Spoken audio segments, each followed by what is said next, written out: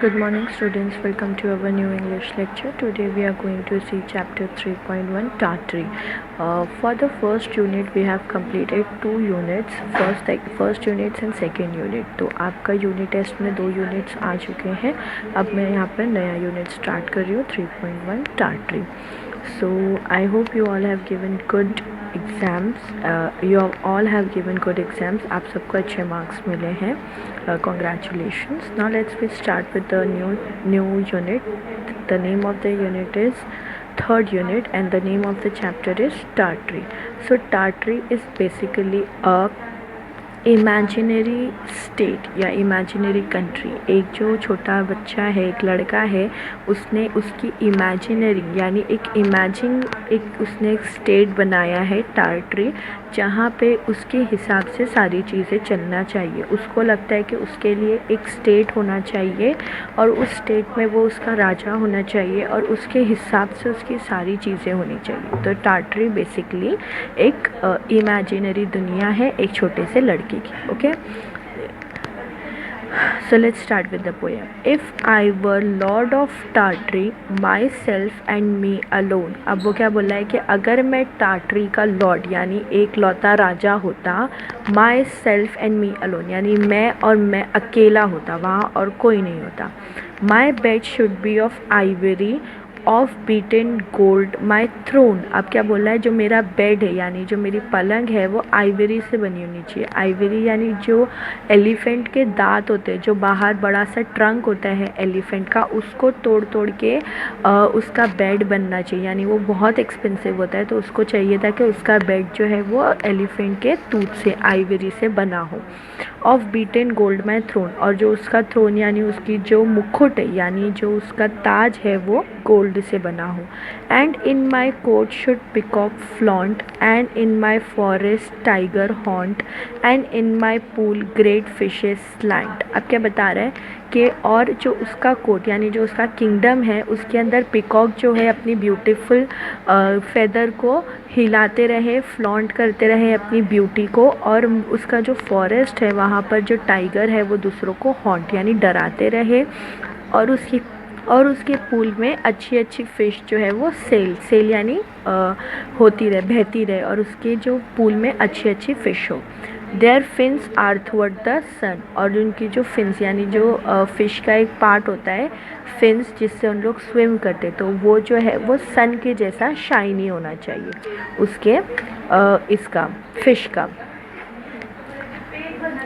If I were lord of Tartary, trumpeters every day to every meal would summon me. Trumpeters क्या होते हैं, एक trumpet करके एक इंस्ट्रूमेंट होता है, म्यूज़िकल इंस्ट्रूमेंट, उसको बजाते हैं. तो वो बोल रहा है कि जब भी मैं अपना मील खाने बैठूँ या खाना खाने बैठूँ तो ट्रम्पेटर्स जो है वो मेरे आजू बाजू खड़े रह के ट्रम्पेट बजाते रहे. एंड इन माई कोर्टयार्ड ब्रे and in the evening lamps would shine, और उसके कोर्टयार्ड में यानी जो उसका गार्डन है उसके किंगडम के आगे की जो जगह है वहाँ पर इवनिंग लैम्प जो है वो शाइन करे, येलो कलर की लैम्प लगे और वो शाइन करे. Yellow as honey red as wine, और उसका कलर येलो एज हनी और रेड एज वाइन होना चाहिए. While harp and flute and mandolin made music sweet and gay, और अलग अलग इंस्ट्रूमेंट के नाम बताया है, harp, white harp, flute, mandolin, ये सब म्यूज़िकल इंस्ट्रूमेंट के नाम है. तो ये बोला है कि जब मैं बाहर वॉक पे जाऊँ तो मेरे आसपास ये सारी चीज़ों की म्यूज़िक बजती रहे. If I were lord of Tartary, I had wear a robe of beads, white and gold and green they'd be. रोब यानी जो हम लोग रात में पहनने के टाइम सोने के टाइम जो हम पहनते हैं जैकेट, उसे रोब कहते हैं. तो वो बोल रहा है कि जब मैं टार्टरी का लॉर्ड बनूं और जब मैं वो रोब पहनूं तो वो रोब जो है वो बीड से, वाइट गोल्ड से और ग्रीन बीड से बनी हो, यानी बहुत एक्सपेंसिव चीज़ों से बनी हो. And cluster thick as seed, और वो सीड के जैसी दिखाई दे. And there should when the morning star I had donned my robe and स्किम्टर, स्किम्टर यानी स्वॉर्ड, यानी जब सुबह हो तो मैं अपने रोब में स्वॉर्ड रख कर एक वॉक पर जाऊँ मॉर्निंग स्टार में. And zebra 7 should draw my car through Tartary's dark glades. अब क्या बता रहा है कि जब मैं रात में वॉक पे निकलूँ तो मेरे साथ जो है सारे ज़ेब्रा का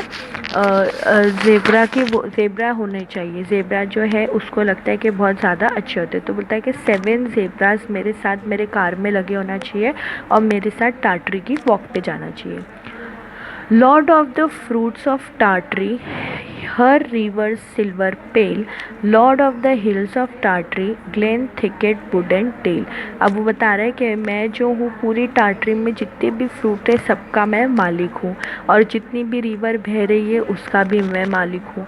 जितनी हिल्स है टार्टरी में, थिक है, वुड है, डेल है, ये सारी चीज़ों का मैं अकेला मालिक हूँ.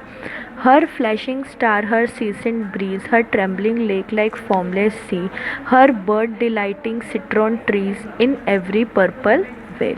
अब क्या बता रहा है कि वहाँ पर जो बर्ड्स गुनगुनाती हैं, सिट्रिन ट्रीज यानी लेमन का जैसे ट्री होता है उसको सिट्रिन ट्री बोलते हैं, तो वहाँ पर, और एवरी पर्पल वेल यानी वैली, तो वो क्या बोल रहा है कि जितनी भी चीज़ें टार्टरी में है सबका मालिक मैं एक अकेला हूँ. और तो वो बता रहा है कि सारी चीज़ें सबका मालिक जो मैं हूँ. तो who has written this poem?